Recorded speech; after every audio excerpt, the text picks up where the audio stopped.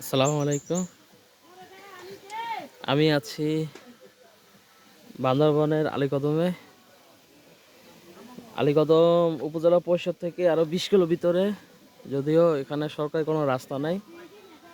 এই যে পাহাড়িরা কলা নিয়ে যাচ্ছে। এ হচ্ছে আম, পাহাড়ি আম, টক। চলেন আপনাদেরকে দেখাই আমরা কি থাকি। এখানে গতকাল রাতে একটা দল ছিল, আমরা ছিলাম ওই ঘরটাতে। টোটাল 42 জন ছিলাম, আর এই পাশে ছিল 26 জন একটা দল। চলেন দেখাই।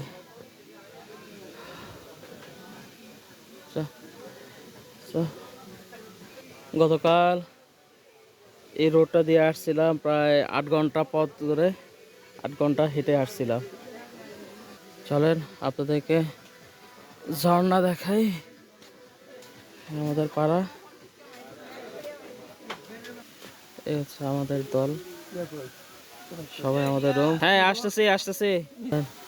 আমরা ঝর্ণা দেখি, দেখতে পারতেছেন? আমি একটু সামনে যাই, ঠিক আছে? এই দেখছেন ঝর্ণা, আবার শুনতে পাচ্ছেন? এই পাহাড়, ওই ঘরটায় 28 জন ছিল। তারা 12টার মধ্যে চেক আউট করে দিবে। আমাদের ঘর হচ্ছে এটা।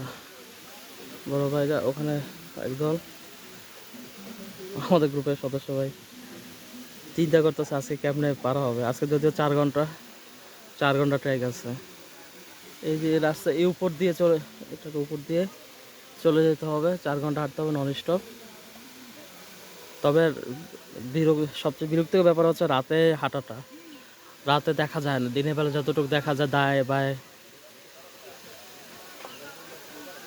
দেখছেন ঝর্ণার আওয়াজ, সত্যি ফিল লাগতেছে।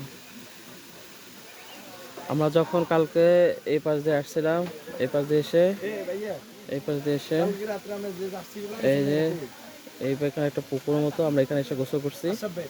আর এই যে ঝর্ণা পানি পড়তেছে পড়তেছে, এবং এখানে খুব ঠান্ডা। তবে আপনি খাইতে পারবেন না পানি, পানি খুব গোলা।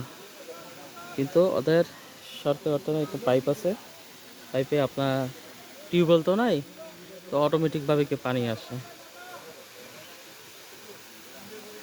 ভালো থাকবেন, সুস্থ থাকবেন, আল্লাহ হাফেজ।